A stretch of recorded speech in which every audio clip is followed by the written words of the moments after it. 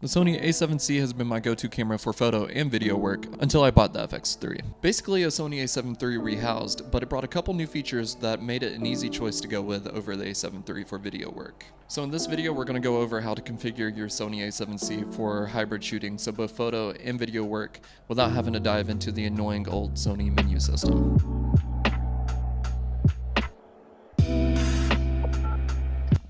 First, let's go over my camera settings for shooting photos. I shoot all of my photos in manual mode, no picture profile, uncompressed RAW, giving me complete control over the aperture, shutter speed, and the ISO. In certain scenarios, I will set my ISO on auto with a minimum of 100 and a maximum of 400, mainly for street photography when you want to spend less time going through the settings and more time focusing on getting the right shot. The difference between seconds and split seconds goes a long way in street photography. For photography, my autofocus settings are on continuous, and I keep my focus area on expand flexible spot. It allows me to move my focus point around and to make sure I nail focus on exactly what I want to, and pressing the trash can button resets the autofocus point to the center. The reason I use this over the wide focus area setting like most people do is because I hate when the camera locks focus onto something else and I miss the shot. Once I have the camera focused, I will use the AF on button on the back to hold focus and lock onto the subject of whatever I'm shooting. I often use this for portraits or street photography and recompose my shot without losing focus of the subject.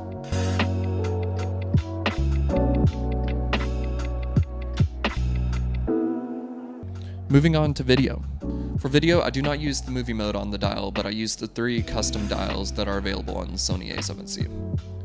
The reason behind this is you can save the frame rate and the shutter speed to each dial, so I can have one dial set to 24 FPS and 1/50th of a second, 60 FPS and 1/20th of a second, and so on. So if you're in a fast-paced shooting environment and you need to change FPS, you just rotate the dial, and the only thing you need to adjust is your ND filter to fix your exposure. On my number 1 dial, I have 30 FPS and 1/60th of a second. All of the dials are also set to picture profile PP8 for S-Log3 shooting. So dial 1 is on 30 FPS and 1/60th of a second. Dial 2 is set to 60 FPS and 1/120th of a second. And dial 3 is set to 120 FPS and 1/250th of a second. You can go back and pause the video on each profile if you want to copy any of the settings I have. To save these settings to each dial, just configure your camera to whatever settings you would like, then go into the menu under Camera 1, page 3, and go to Memory, and it will save all of your camera's current settings to that dial.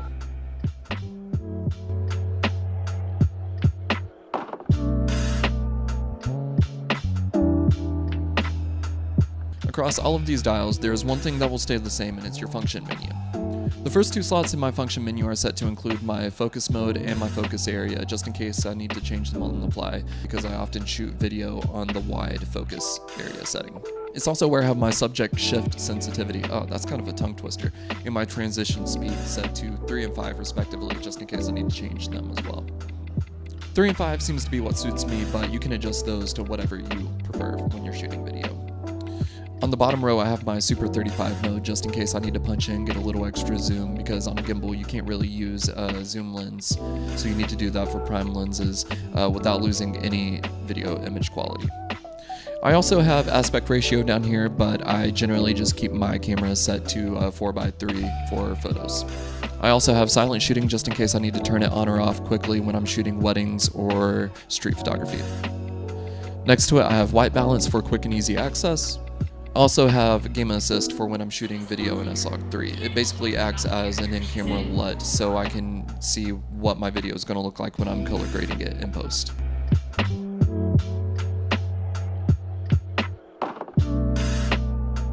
And here's how I have my back buttons set up. The Sony A7C does not have any dedicated custom buttons, so you have to be kind of meticulous with how you set up your custom buttons on the back.